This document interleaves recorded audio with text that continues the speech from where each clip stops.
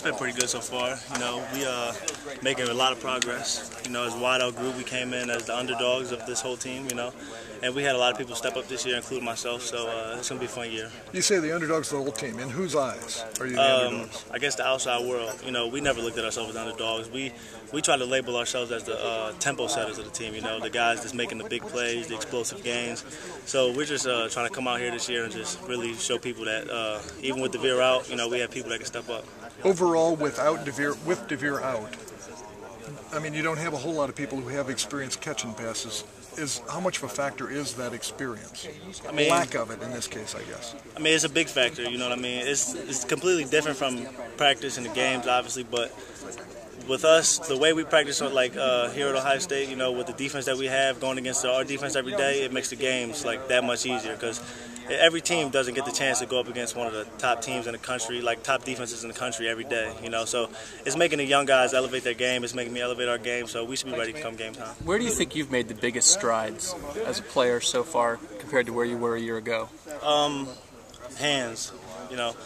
A year ago I was basically using my body to catch, and over summer, working out every day. Me and Kenny got in here actually. Straight hands. We've just been working on hands and routes, getting in and out the breaks, and it's helped me a lot. Corey, are you Philly? You go by Corey or Philly, by the way? What do you prefer? It doesn't matter. It doesn't matter. Just don't call you late for lunch. Philly, do you feel sort of a pressure too, though? Obviously DeVere can't play. Dane's gone. You got to produce, right? Yeah.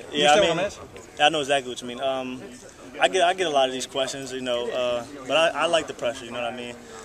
I feel like the pressure should help me elevate my game. You know what I mean? And hopefully, with the pressure that I put on the other receivers to get them to step their games up, it elevates their game too. On the hand stuff you were talking about, do you just notice that in practice you're making more catches, or maybe not, dropping balls that you maybe dropped last year, or that you're controlling the thing better? If you've been working on that all summer, do you see the results? Oh yeah. Even in the summer, as we were working out, I noticed myself, get more comfortable catching everything with all hands and everything. Come fall camp, when you go back and watch the film, you can see everything's with the hands. And I even got a quote from Coach Drayton in one of his articles when he said that he can count on one hand how many times I let the ball come to my body. So it's been working out. Philly, we talked to Brewster and Stoneburn last week. They both mentioned your name as being maybe even the most consistent guy out of that group, taking DeVere out of it. What does that mean when you hear the veterans on the team kind of put that trust in you and say, this is a guy we think we can depend on this year?